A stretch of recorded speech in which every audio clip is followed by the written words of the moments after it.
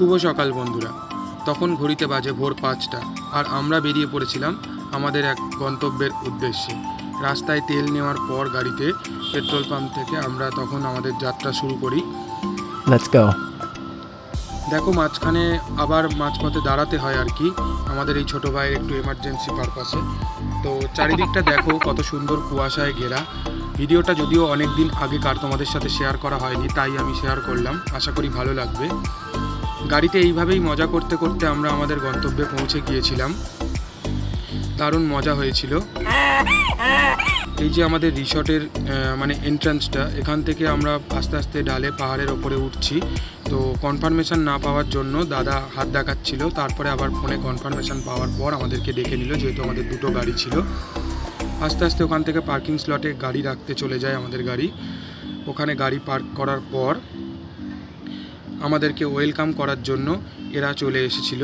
তো আমাদের এটা খুবই ভালো লেগেছিল, কারণ আমরা ওদেরকে খুব ভালোবাসি।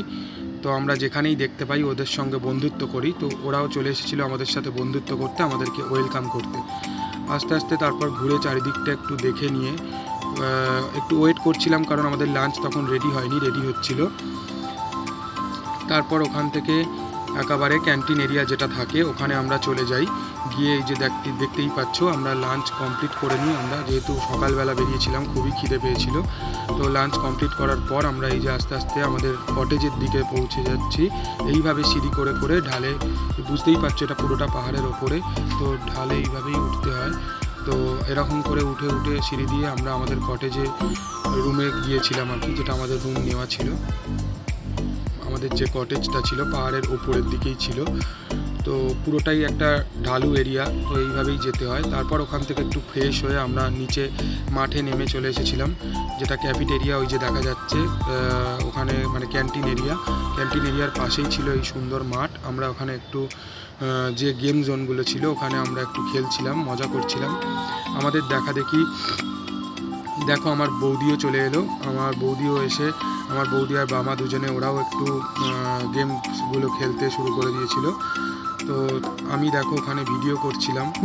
তো তারপর ওখান থেকে ভিডিও করার পর একটু খেলাধুলা করার পর আবার এদিকটা সাইডে চলে এসেছিলাম। বৌদি তখন স্লিপ চড়বে বলে বলছিল আমাকে যে আমার একটা ভিডিও করে দাও, আমি স্লিপ চড়ছি বলে বাচ্চাদের মতো স্লিপ চড়তে উঠে গিয়েছিল। তারপর আমাদের যে কটেজটা ছিল, কটেজের সামনে একটু পোজ দিয়ে ছবি তুলে আমরা বেরিয়ে পড়েছিলাম আমরা সাইট সিন করার জন্য। তো সাইট সিন বলতে এটা ছিল পাঞ্চেত ড্যাম। এই যে একটা অপরূপ সূর্য ডোবার মুহূর্ত, ক্যামেরাবন্দি না করে পারলাম না, সবাই এখানে পোজ দিয়ে একটু ছবি তুলেছিল। ড্যামটার রাস্তা ছিল নিট অ্যান্ড ক্লিন, তাই আমরা বসে পড়েছিলাম, বসেও ছবি তুলতে ছাড়িনি আর কি। তো ওখান থেকে তারপর চলে যাই একটা রাধাকৃষ্ণ মন্দিরে। তো মন্দিরটার নামটা বা জায়গার নামটা এই মুহূর্তে আমার মনে পড়ছে না।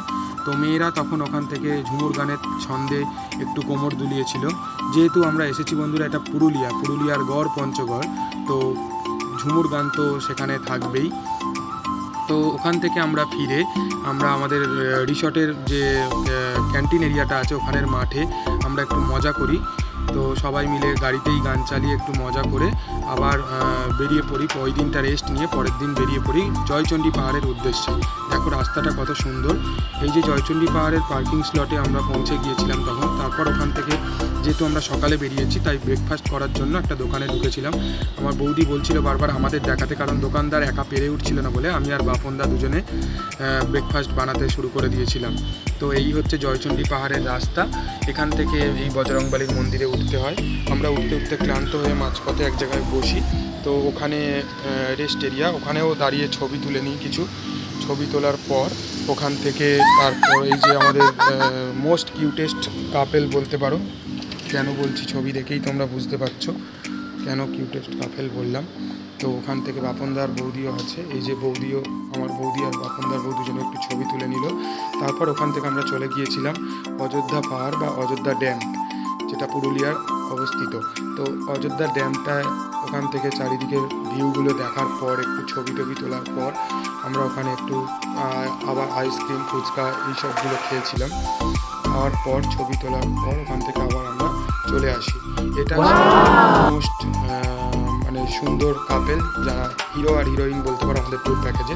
তারপর ওখান থেকে ফিরে আমরা একটু রেস্ট নিয়ে সকালবেলা উঠি, পরের দিন উঠে ব্রাশ করে কটেজের বাইরেটা একটু ঘুরতে বেরিয়েছিলাম। এটা ছিল আমাদের কটেজ, এটাই আমরা ছিলাম।